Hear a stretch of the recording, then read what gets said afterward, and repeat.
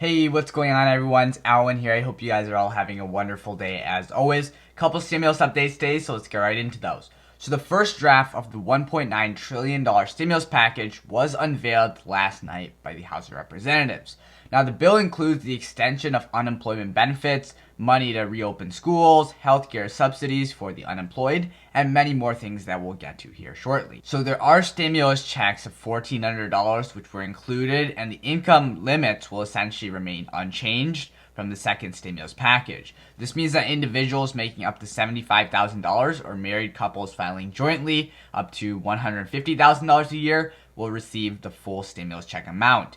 Democrats were, looking to tighten the eligibility requirements. Moderate Democrats, such as we know Senator Joe Manchin, said that this would prevent stimulus checks from going to higher income earners who just don't need the money. But progressive Democrats, on the other hand, well, they were outraged, and they said that the income threshold of $50,000 does not make sense at all for people who have children or those people living in regions with higher cost of living. The progressive Democrats also pointed out, in fact, that the eligibility requirements were based off of 2019 tax returns, which is not fair because people have lost income and even lost jobs since that time.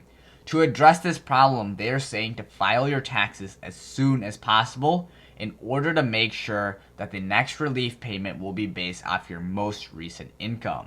This is just one of the parts that needs to be done in this proposal of the stimulus package, third stimulus package. The part that was unveiled only deals with direct relief measures such as, unemployment benefits and even the stimulus checks. The bill must be combined with several other drafts before it can even be voted on.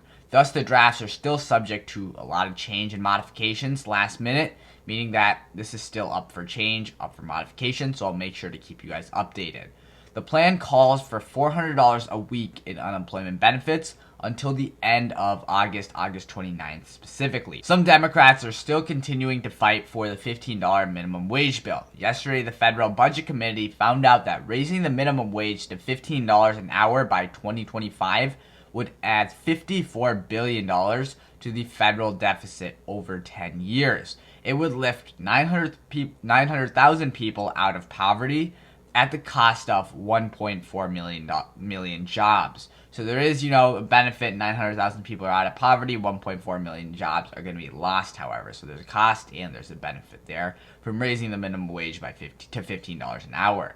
Sanders disagreed with the findings, saying that he finds it hard to understand how raising the minimum wage would increase the deficit by $54 billion.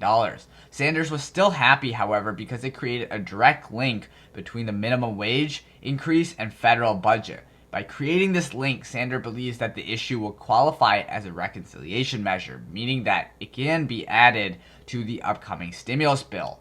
So that way he can get it passed in a combined bill and not have to worry about a separate standalone bill, which most likely will not face a lot of support from the Republican Party and as a result not be passed. We will have to just wait and see how the changes kind of play out to the current proposals that I just listed above. Today was the first day of Trump's impeachment trials. Senate leader Mitch McConnell and Chuck Schumer agreed to give each side 16 hours to present their case. Trump's lawyers are saying that they are confident that Trump will be acquitted. They accuse the Democrats of indulging in political theater out of hatred for ex-President Trump. In their pre-trial briefings, Trump's attorneys argue that this infringes on Trump's right of free speech. The impeachment managers are saying, however, that the House did not impeach ex-President Trump because he expressed an unpopular political agreement, but it was because he willfully incited violence against the government. The impeachment managers are accusing Trump of the greatest constitutional crime ever committed by any president altogether. Each side will be given 4 hours to argue their case, and then the Senate will proceed to vote. If a simple majority decides that the impeachment is constitutional, then each side will be given, in that case, 16 hours to present their case, as I stated.